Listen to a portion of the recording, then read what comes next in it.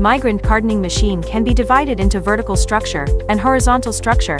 The running direction of the equipment is divided into linear type. It often contains 3 feeding mechanisms for leaflets, products, and cartons. The whole cartoning process can be divided into mainly 3 steps: carton forming, filling, and closing.